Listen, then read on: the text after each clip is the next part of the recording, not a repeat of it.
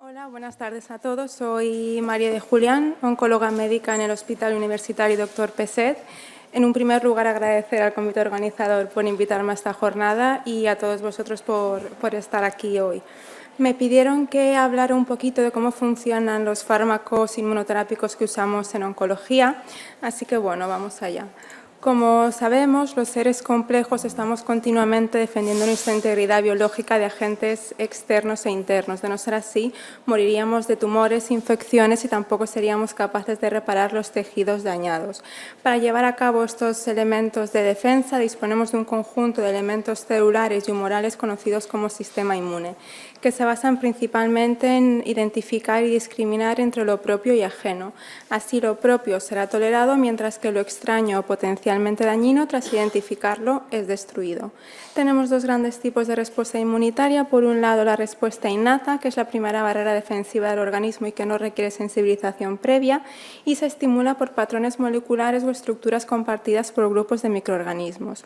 Y luego la respuesta adquirida, que se desarrolla frente a la sustancia extraña que indujo su iniciación, y participan principalmente los linfocitos y las sustancias segregadas por estas, como los anticuerpos y las citocinas. Es específica para los antígenos y aumentan con la exposición repetida. Aunque bien es verdad es que esta diferenciación entre respuesta innata o adquirida es más teórica que real, ya que el sistema inmune actúa de forma unitaria en su conjunto. Aquí podemos ver un poco más gráfico, más esquemático, las diferencias y características de los diferentes tipos de inmunidad.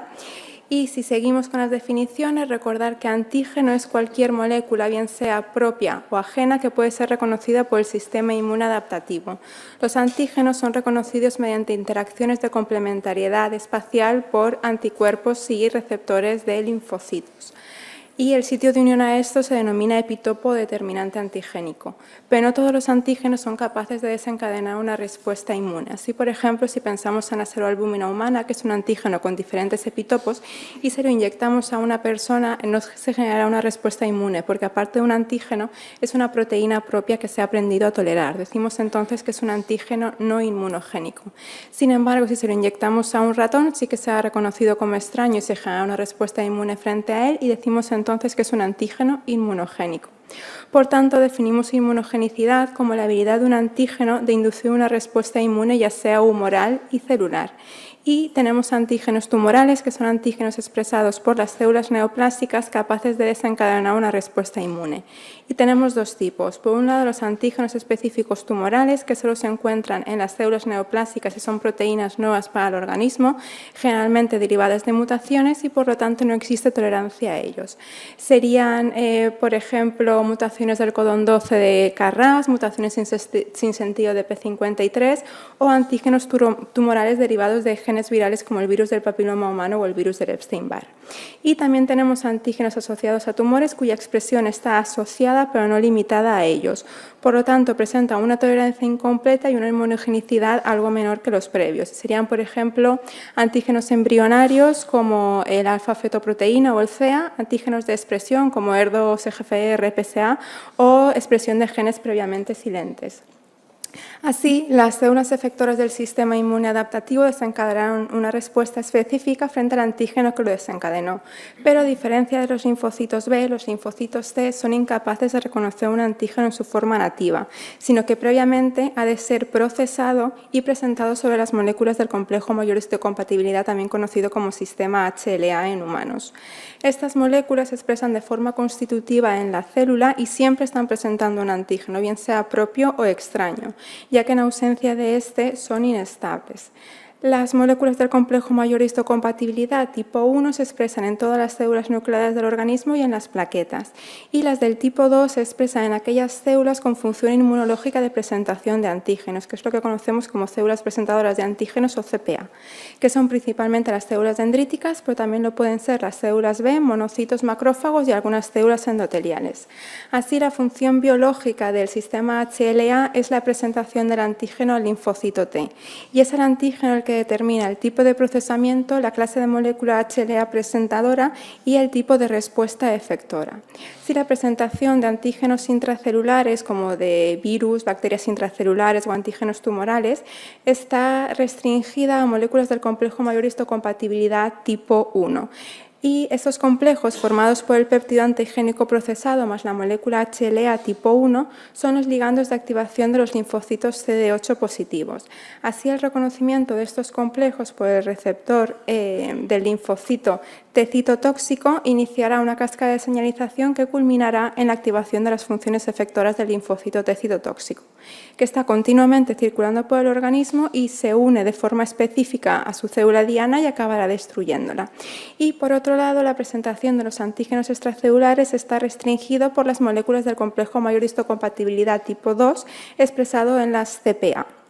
Los complejos formados por este péptido antigénico procesado más la molécula HLA tipo 2 son los ligandos de activación de los linfocitos TCD4 positivos, que darán lugar a la activación de la célula naive, su expansión clonal y diferenciación en células T efectoras, o bien la activación de las respuestas mediadas por los linfocitos T helper.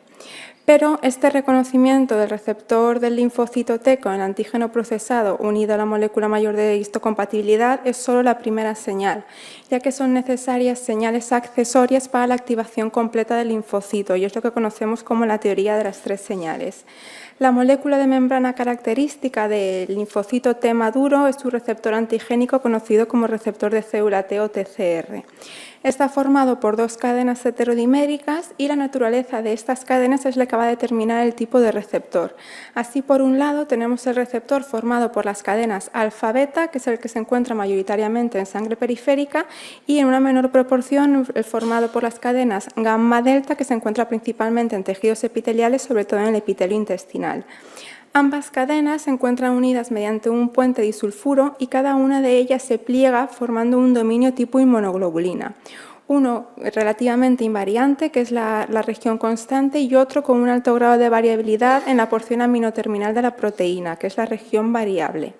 Ambas cadenas son necesarias para el reconocimiento del antígeno y se anclan a la membrana mediante una proteína en forma de hélice rica en aminoácidos cargados positivamente, que interaccionarán con aminoácidos cargados negativamente de otros polipéptidos asociados al receptor, como son CD3 y Z, que son proteínas necesarias para la transducción de la señal al interior de la célula, ya que el receptor de célula T tiene un dominio introcitoplasmático de solo 5 a 12 aminoácidos, demasiado corto como para poder transducir la señal y, por tanto, carece de actividad cinasa intrínseca. La segunda señal se produce cuando existe una interacción entre las moléculas coestimuladoras CD80, CD86, también llamado B7.1, B7.2, presente en las membranas de las células presentadoras de antígenos, con el receptor CD28 en la membrana de la célula T. Este receptor se expresa de forma constitutiva en los linfocitos CD4 y CD8 naive, mientras que las moléculas coestimuladoras están reguladas por el estado de activación de las CPA.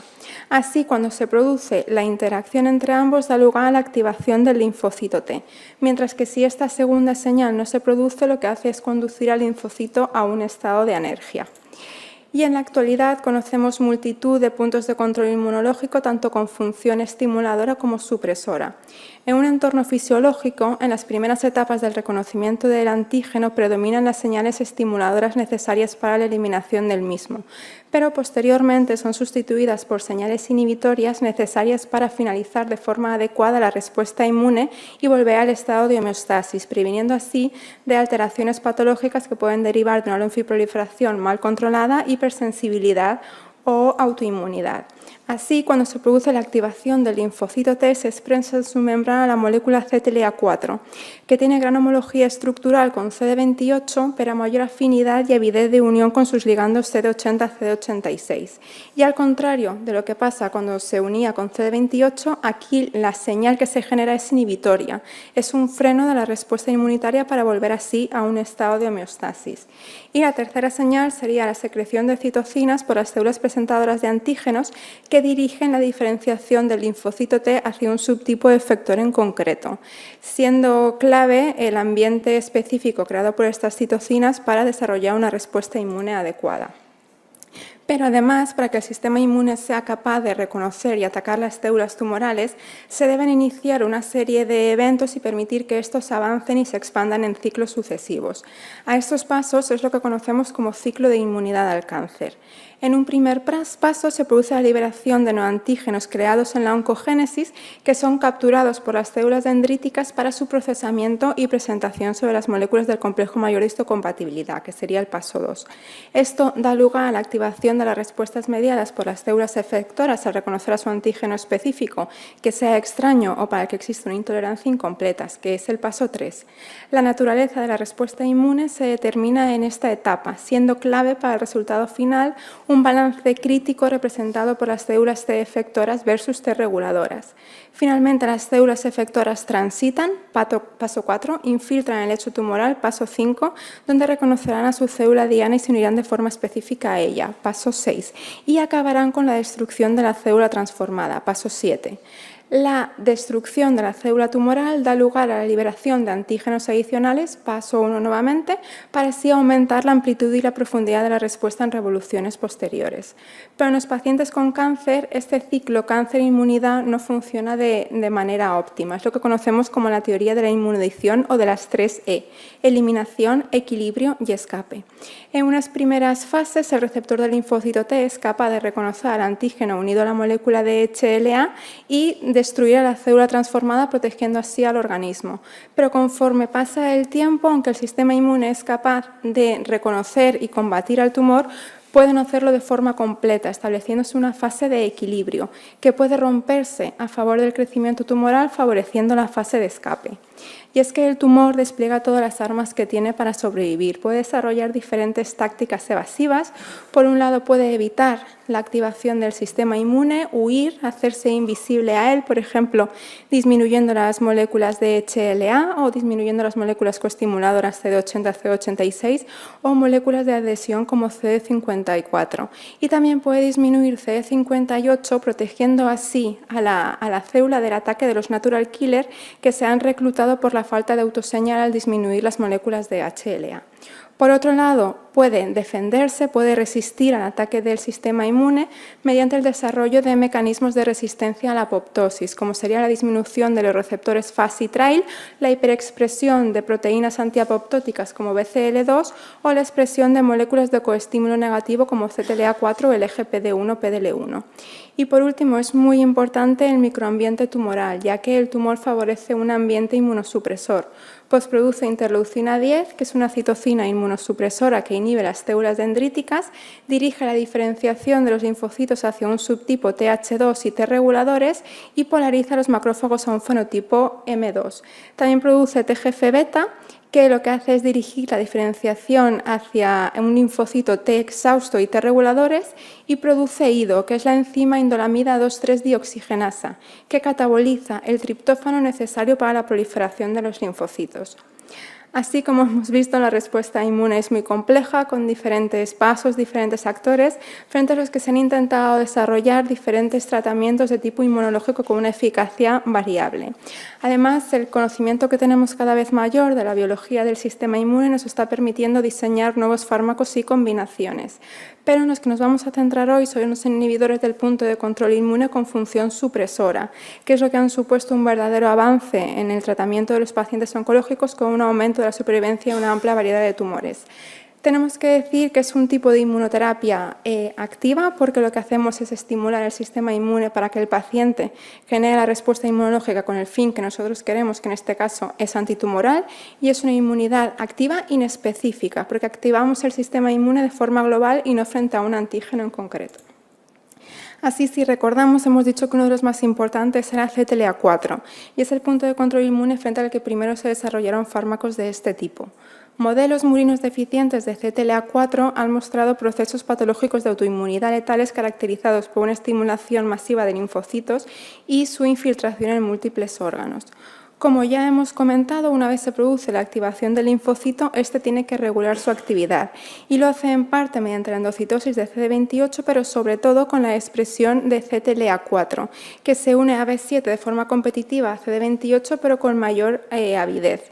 Lo que consigue así es cesar la activación del linfocito T y se genera una respuesta inmune. Entonces, fármacos que bloquean la unión del CTLA4 con B7 7, como serían ipilimumab y tremelimumab, lo que hacen es que el linfocito T esté activado de forma permanente sin que exista un freno a la generación de la respuesta inmune. Y el otro punto de control inmunológico frente al que se han desarrollado y comercializado fármacos de este tipo es el eje PD1-PDL1. PD1 es muy importante a nivel periférico ya que es un freno natural que nos protege de fenómenos de autoinmunidad. Modelos murinos deficientes de PD1 han mostrado procesos patológicos de autoinmunidad acelerada y, por el contrario, su expresión mantenida es frecuentemente observada en infecciones crónicas y en tumores. El receptor PD1 se encuentra expresado en todas las poblaciones de linfocitos T activados, linfocitos B, natural killer y algunas células mieloides, y ejerce una función inhibitoria cuando se une a sus ligandos PDL1, PDL2, que se encuentran presentes en las membranas celulares y lo que hacen es protegerlas del ataque sobre ellas de los linfocitos T citotóxicos, generando así un estado de tolerancia. Por lo tanto, fármacos que bloqueen tanto el receptor PD1 como sería el nivolumab, pembrolizumab o cemiplimab, como que bloqueen el ligando PDL1 que serían atezolizumab, avelumab o durvalumab, lo que hacen es revertir ese estado de inmunotolerancia, permitiendo que el linfocito T citotóxico ataque a la célula tumoral, reactivando así la respuesta inmune antitumoral. ¿Pero qué pasa con el uso de estos fármacos en los pacientes trasplantados? Pues como ya hemos comentado, el cáncer es hasta 3 veces más frecuente en la población con un trasplante de órgano sólido que con la población general de la misma edad y sexo, pues probablemente debido a la inmunosupresión crónica y una disminución de la inmunovigilancia. Además, las enfermedades cardiovasculares es la segunda causa de muerte en esta población y una vez en ello se desarrolla el cáncer, la supervivencia es menor que en la población general. Pero desgraciadamente en los ensayos clínicos estos pacientes están excluidos y es verdad que supone un auténtico desafío ya que en estos pacientes el uso de la inmunoterapia puede aumentar el rechazo al estimular la respuesta inmune celular T y por otro lado la inmunosupresión lo que puede es comprometer el beneficio de estos tratamientos. Sin embargo, en la práctica clínica nos encontramos con estos pacientes y es cuando nos surgen múltiples dudas ya que los datos de los que disponemos son de escasa calidad y generalmente derivados de datos retrospectivos o reportes de pacientes. Cargas en 2020 publicó un análisis sistemático de 83 pacientes con trasplante de órgano sólido que habían sido tratados con inhibidores de checkpoint inmunes. En ellos se observó una alta tasa de rechazo hasta casi en el 40% de los pacientes, con un tiempo a la aparición de este rechazo precoz, la mayoría en los primeros 6 meses y hasta el 38% de los eventos en las primeras 2 semanas desde el inicio de tratamiento inmunoterápico, que condujo a fallo de órgano terminal hasta en el 71% de los casos a pesar de un tratamiento de rescate, con solo una recuperación de la función total del órgano en 2 pacientes. Lo que sí que se vio es que aquellos pacientes que recibían corticoides en monoterapia sin el uso de otro inmunosupresor tenían una mayor tasa de rechazo. Entonces se intentó analizar a ver si habían otros factores que podían asociarse con este riesgo. Estudios previos nos sugerían que fármacos anti-PD1, PDL1 tenían un mayor riesgo y existía un menor riesgo con ipilimumab. En este estudio sí que se vio una mayor tasa de rechazo en aquellos pacientes con inhibidores del eje PD1, PDL1, pero esto no fue estadísticamente significativo, probablemente por el menor número de pacientes. Lo que sí que se vio es que un mayor tiempo desde el trasplante de al menos 8 años se asociaba con un menor riesgo, con una hazard ratio de 0,38, sin embargo existía un mayor riesgo en aquellos pacientes que ya habían presentado rechazo previo. Y en cuanto a la eficacia, hasta casi un tercio de los pacientes presentaban enfermedad estable o respuesta parcial de la enfermedad, sugiriéndose un efecto deleterio cuando se usaba la combinación de corticoides con otro inmunosupresor, aunque este hallazgo no fue estadísticamente significativo, sin que se viera asociación entre la aparición o no de rechazo y la tasa de respuestas. La mediana de supervivencia en la población fue de 36 semanas y la mayoría de las muertes ocurrieron por progresión de enfermedad oncológica más que por rechazo. En pacientes con trasplante renal no hubo diferencias en la supervivencia entre aquellos pacientes que presentaron rechazo o no. Sin embargo, en los pacientes con un trasplante hepático o cardíaco sí que se observó una asociación estadísticamente significativa entre la aparición de rechazo y supervivencia. Y también a finales de ese mismo año, Muramaki publicó una serie de 69 pacientes, en este caso solo trasplantados renales, que habían recibido tratamiento con inhibidores de checkpoint inmunes entre 2010 y 2020. De esos 69 pacientes, 29, es decir, el 42%, presentaron un rechazo agudo y la mediana de aparición de esta también fue precoz, de 24 días, con una mediana de los eventos ocurriendo en los primeros 60 días desde el inicio del tratamiento inmunoterápico, y condujo en el 65% de los pacientes a pérdida de su injerto y requerir volver a diálisis. Como vemos en el forest plot y en esta tabla, un mayor uso de inmunosupresores o el uso de inhibidores de mTOR y un trasplante renal de donante fallecido se asociaban con menor riesgo. Sin embargo, no hubo asociación entre la aparición de efectos adversos inmunorelacionados extrarrenales o el uso de corticoides a dosis de prednisona mayor o igual de 10 miligramos día. La supervivencia global no fue diferente entre los pacientes que presentaron rechazo o no, y tampoco en los pacientes que presentaron rechazo y requirieron diálisis o que presentaron rechazo de forma precoz, que se definía como en los primeros 28 días desde el inicio del fármaco, cuando lo comparábamos con los pacientes sin rechazo. Y se estudió la eficacia en los pacientes con tumores cutáneos escamosos y melanoma, que eran el subgrupo de pacientes de tumores más frecuentes en esta cohorte, y los datos se compararon con cohortes históricas. La tasa de respuesta global fue de 36,4 y 40% respectivamente, sin observar diferencias cuando se estratificaba por el número de agentes inmunosupresores usados. En los pacientes con tumores cutáneos de células escamosas sí que hubo un beneficio en supervivencia en los pacientes de la rama con inmunoterapia, sin embargo no se observaron diferencias entre las dos ramas en los pacientes con melanoma, probablemente por el escaso número de pacientes, la falta de potencia estadística para este objetivo y otros sesgos propios inherentes de este estudio. Así como hemos visto, el uso de la inmunoterapia aumenta el riesgo de rechazo, pero es un tratamiento factible en los pacientes. Y aunque los datos sobre el uso de inmunosupresión es controvertida, una de las primeras estrategias que se suelen hacer es modificar la inmunosupresión. Para evaluar el riesgo de rechazo en pacientes candidatos a nivolumab en los que no se modificaba la inmunosupresión, se diseñó el único estudio prospectivo que tenemos hasta la fecha, que es este fase 1 de un solo brazo, llevado a cabo en 3 centros de Australia. Los pacientes debían presentar un buen estado general y una función renal estable con unos valores de creatinina menor de 2 miligramos de decilitro, y se excluían aquellos pacientes que tuvieran anticuerpos anti-HLA donante específico mayor de 4.000. Se incluyeron un total de 17 pacientes para el análisis del estudio, y hay que decir que este estudio se cerró de forma precoz por la falta de reclutamiento y por las restricciones derivadas de la pandemia de COVID. Lo que sí que destacar que de los 17 pacientes solo 2 presentaron rechazo injerto y uno de ellos fue irrecuperable. Pero, importante, no hubo ningún paciente con rechazo sin evidencia de respuesta tumoral.